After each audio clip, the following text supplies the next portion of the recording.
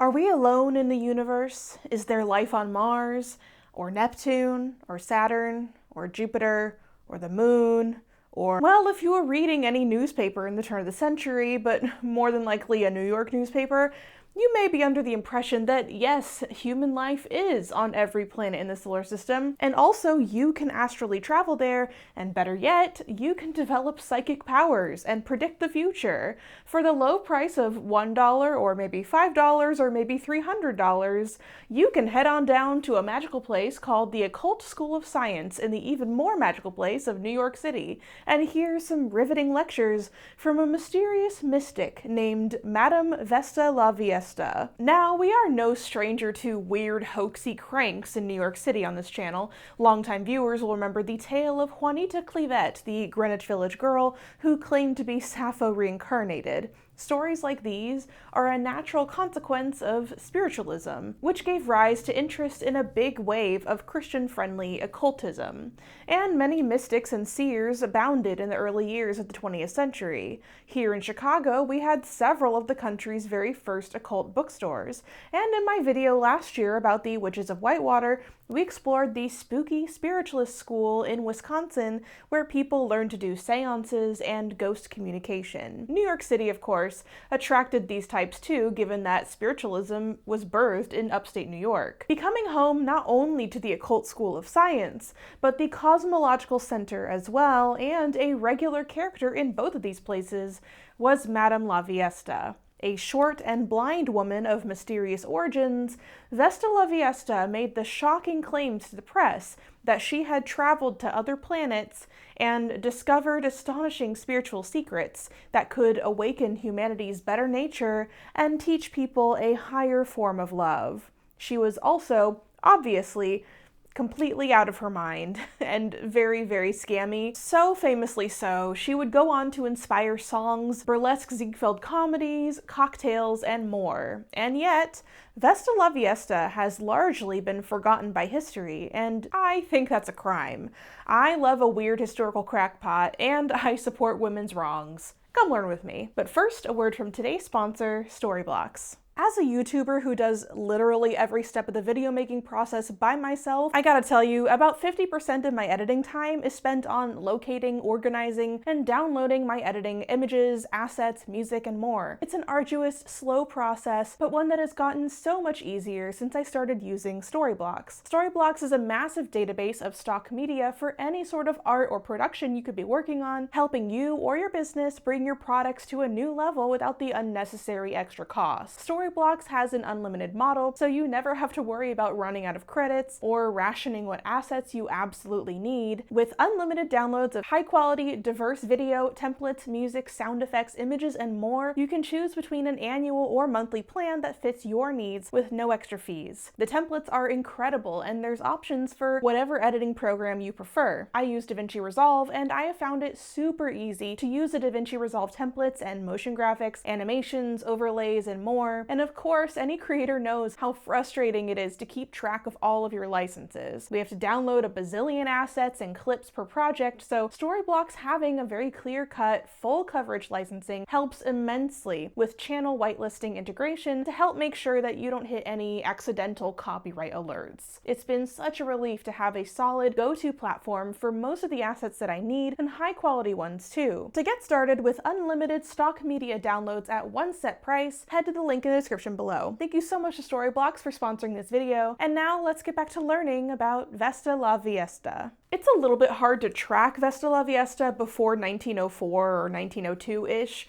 but we know her real name was Mrs. Elmira Gaylord Beach, and she claimed her spiritual name was Vesta La Viesta because she would be considered a Mahatma in India, but she isn't in India, so she just goes by her spirit name instead. This was a time period where interest in spiritualism, as well as Eastern forms of theology, spirituality, and meditation, were gaining a lot of interest in the US among among the white population. So a huge amount of these movements and characters that pop up are directly influenced by things like Hinduism. Anya P. Foxen mentions in Inhaling Spirit Harmonialism, Orientalism, and the Western Roots of Modern Yoga, by the first decade of the 20th century, female spiritualist mediumship had become so utterly transformed by the Blavatsky model of agentive Oriental mysticism that it was sufficient to give India only a sideways gesture, freeing oneself to stake one's claim based on a far more cosmic source of authority. You don't need years of study and training to make money teaching spiritualism if you just go,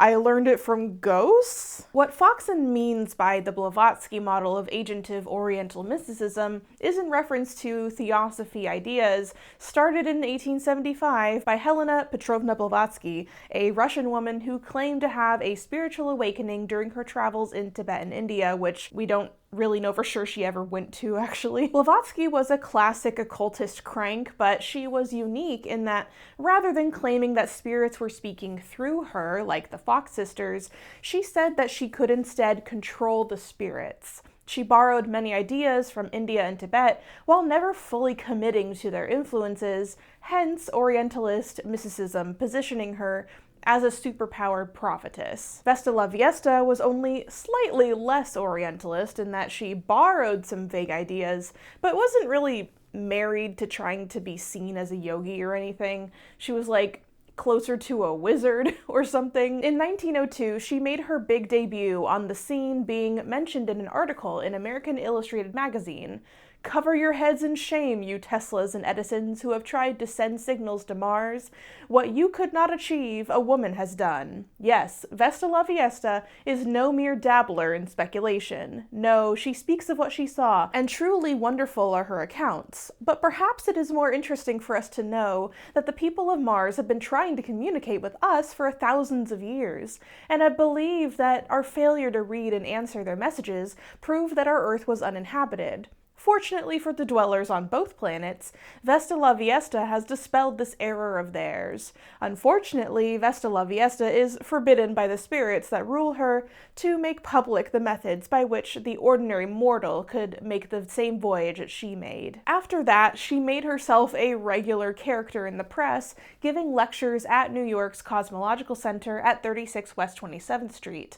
She gave highly detailed descriptions of the people, yes people, who live on other planets. Funnily enough, they seem to be mostly like regular humans, Martians. They're just like us. She would give lectures and workshops anywhere that would have her, mostly from her own studio apartment on the Upper West Side at 1947 Broadway. She usually gave the same descriptions of her astral visits to other planets every single time she gave a lecture or an interview, saying things like, Mars is peopled with an enthusiastic, stalwart, noble race of men, with complexions shiny and black as ebony. They play with electricity as we would with fireworks. They have a way of flashing fire-like radiations from their legs that makes their presence decidedly luminous, lively, and at times somewhat dazzling. Or, Venus is small but a very beautiful and tropical planet and is inhabited by a charming race of beings. They are associated most happily in soul-mated couples, for they have a flexible astral or psychological tubing which invisibly connects their bodies and prevents them from wandering or straying or being separated at any time from their true soulmate. Honestly, it's a kind of a nice change of pace that literally all of her descriptions of the planetary people is really positive. Like, yeah, I love all of these guys. They're really nice and beautiful and live in utopian communist societies. No wonder she randomly got platformed in the Chicago Socialist newspaper, although they were making fun of her. But her travelogues weren't the only thing she was yapping about, because she had things to teach, too. Firstly, she started promoting a trend called the dew bath, which was reported on in a 1902 issue of the Evening World. Some morning, if you happen to be up in time to commune with the sun as it slips up across the lake, and, looking over your back fence, you behold a woman, young or old, kneeling in the center of a grass plot with her fence in close proximity to the earth, don't call the police. This is the fad. Apparently, her advice was that you can improve your complexion by going out in the morning and rubbing your face in the dew on the grass.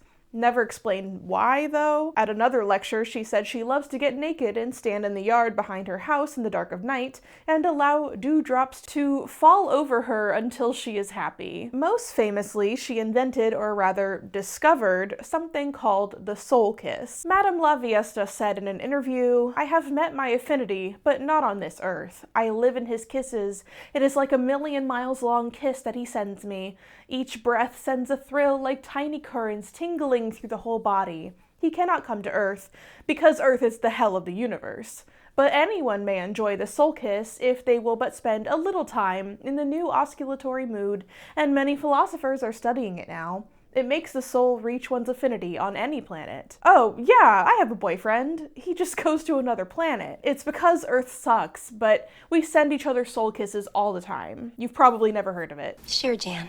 She's intentionally vague about what the soul kiss actually is, and when she does describe it, it's basically just this weird, ephemeral, astral connection between two people.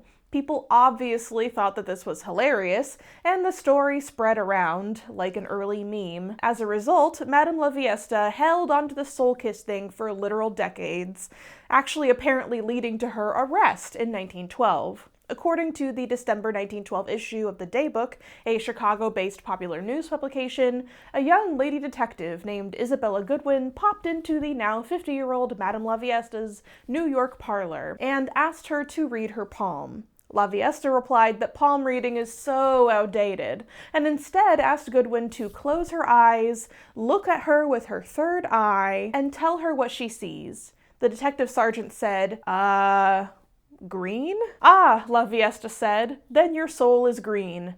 $5, please." "But wait, you have not wished. Breathe a wish." "How do you breathe a wish?" demanded the detective.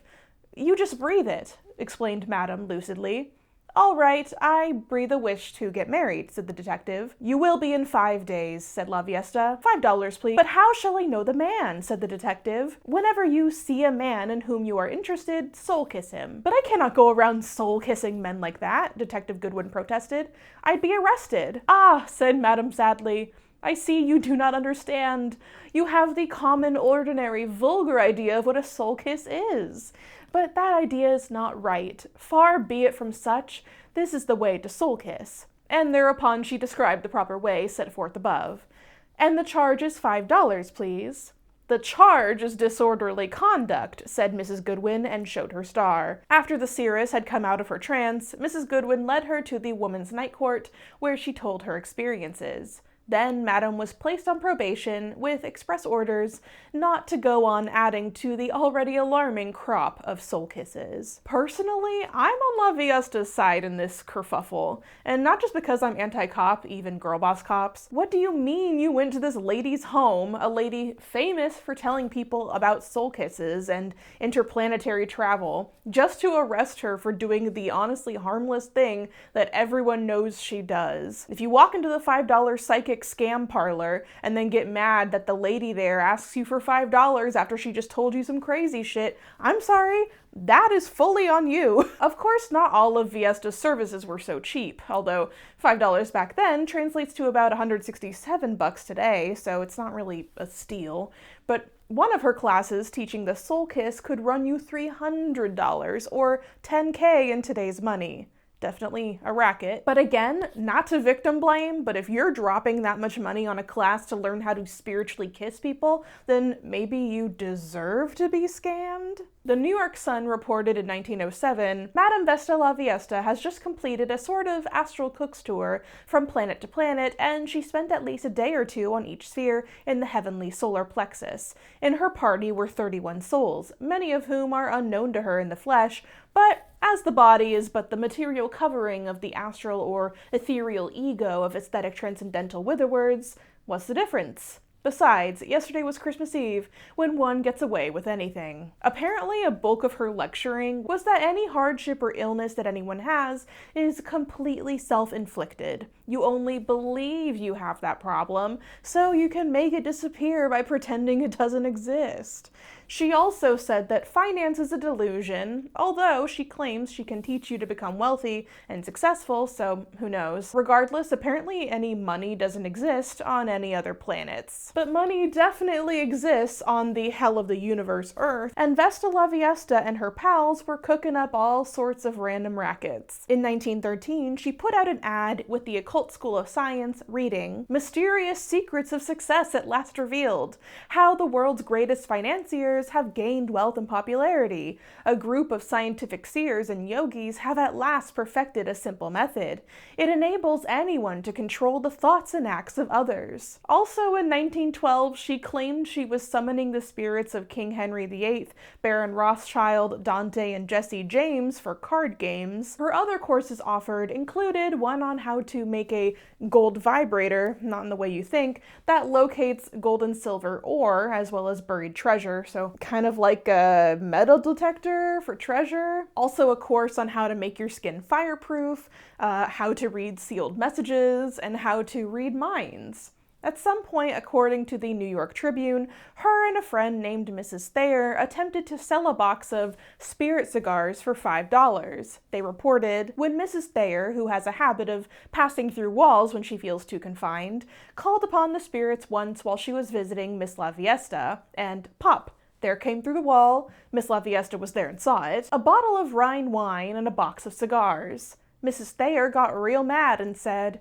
"Those darn spirits, it's just like them to bring me what I don't want." Miss La Viesta, being practical, and therefore cool-like, then upped and said, "Don't worry about it, I'll fix it." So out she went with the box of cigars that came through the wall and was back shortly afterward with a $5 bill. Okay, rude. The spirits went through all the trouble to give you cigars and a nice bottle of wine, and this is how you treat them? Madam La Viesta was not apolitical either. She was involved in some women's suffrage events and union meetings, but for odd reasons that I think a lot of people there weren't expecting. She advocated for a 4-hour workday because she said then men would have, quote, "more time for lovemaking." With women's suffrage, women could be at the head of affairs, and then the world would be better and love would reign, and then everyone could have more time to be at home.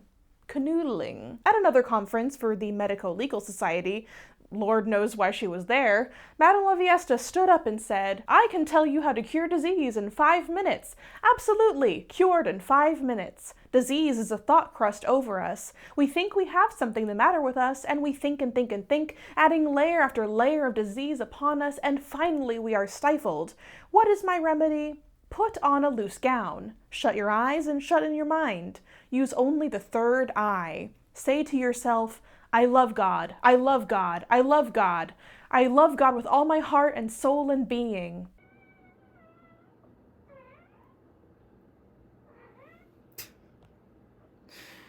Nope, still chronically ill. In 1923, Vesta La Viesta collected all of her lectures, which were usually the same accounts over and over, in a book, a memoir of sorts, titled People of Other Worlds, which detailed her adventures in astral travel among the different planets, describing in detail the populations of people who lived there, what they looked like, ate, how they lived. Hilariously, her imagination could only go so far because apparently on every single planet, including the sun, the inhabitants are humanoid and wear earthly clothes and eat leaves and fruits and stuff.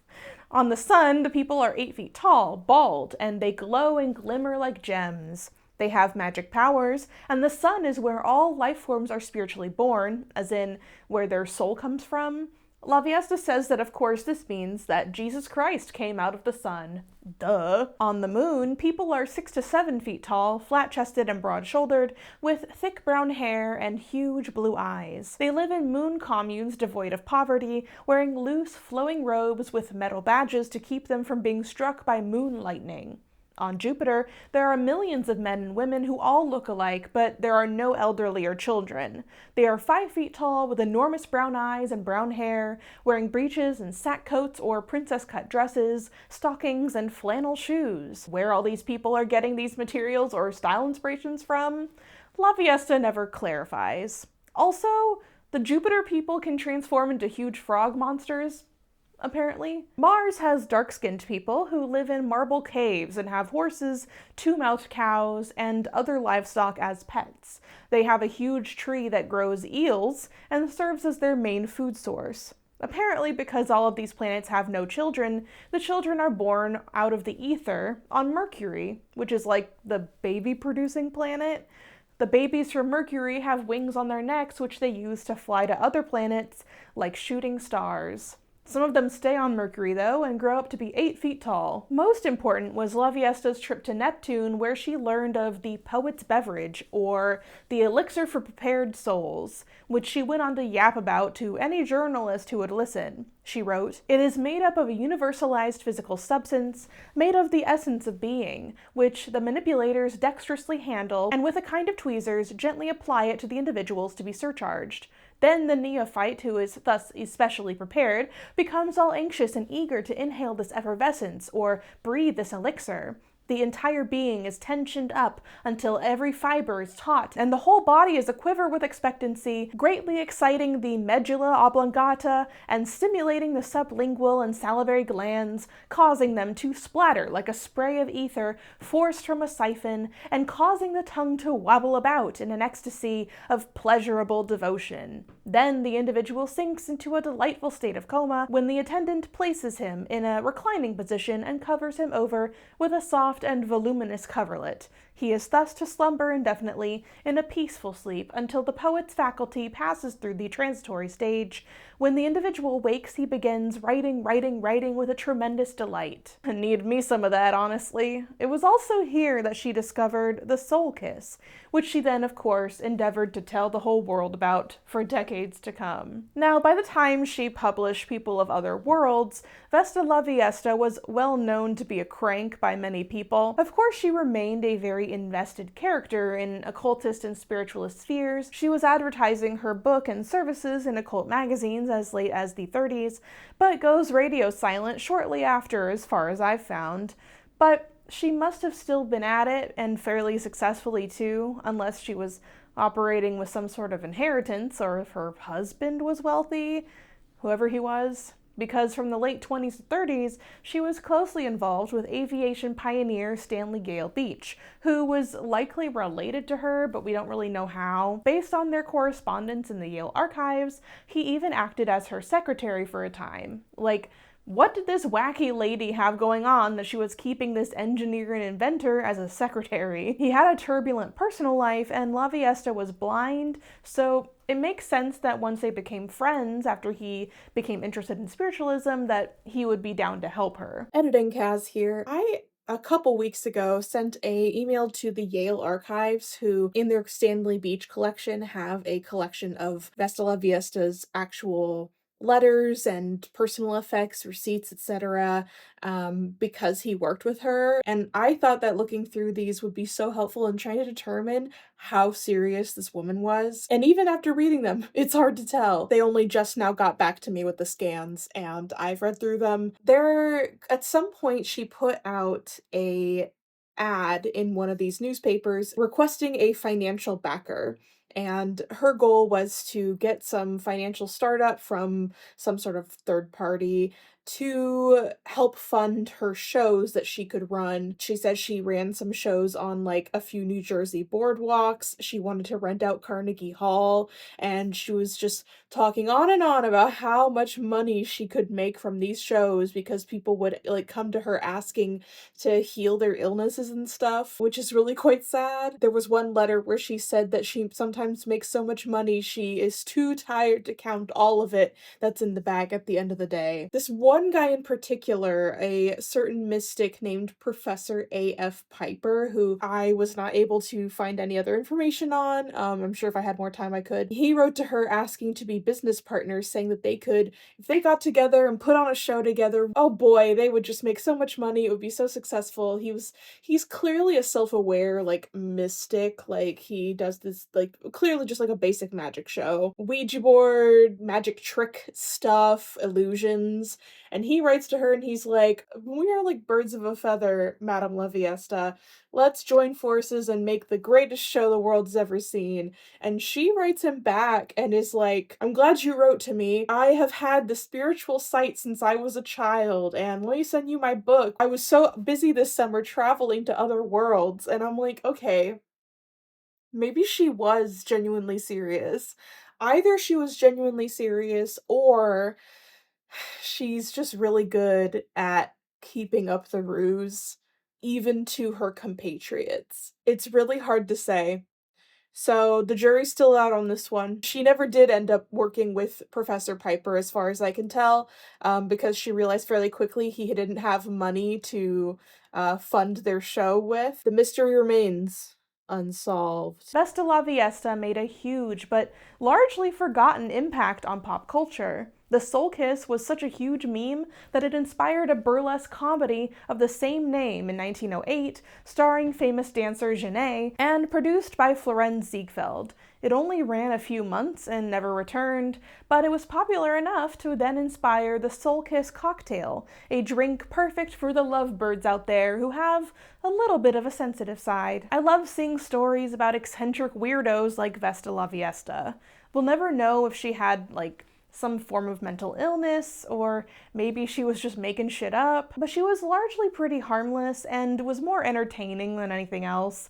Not really a scam artist who was, ruining people's lives. She just added some interesting flavor to the periphery of them, existing as one in a million interesting side characters that make up the fabric of New York City. Life's more interesting that way, even though the stories she told were completely untrue, and you can't find your lover by vibrating your energy enough, and you can't magically become successful by thinking about God or planets or whatever.